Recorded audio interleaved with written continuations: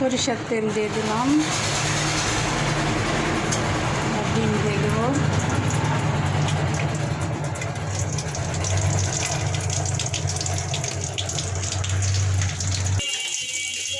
ডিমটাকে ভেজে নেব। ডিম দিয়ে মুসুরির ডাল দিয়ে রান্না করব। মসুরি সিদ্ধ করে রেখেছি সেটা।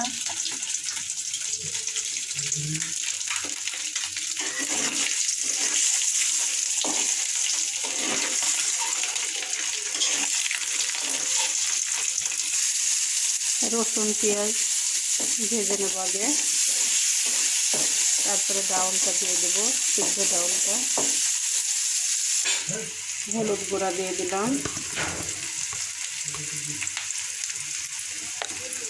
ধনিয়া গুঁড়া দিয়ে দিলাম, মসুরির ডাউল সিদ্ধটা দিয়ে দিলাম।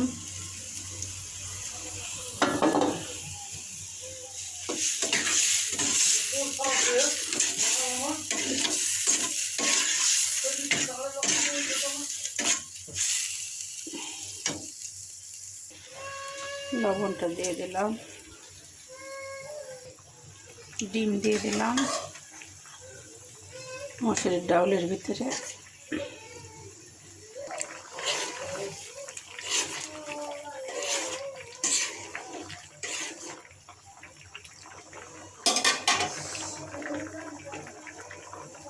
এবার ভাজা জিরা দিয়ে দিলাম,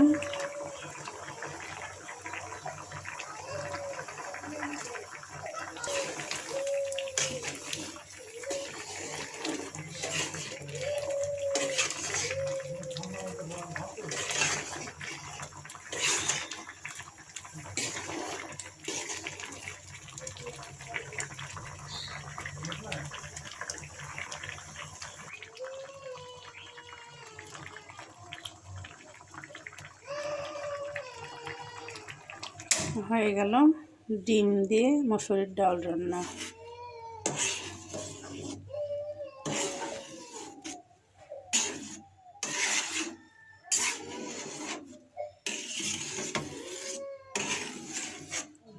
এইভাবে খেয়ে দেখবেন, অনেক সুন্দর টেস্টি হয় খাবারটা,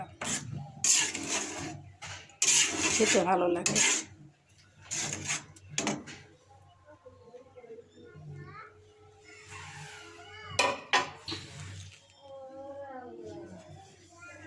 সবাই ভালো থাকবেন, আল্লাহ হাফেজ।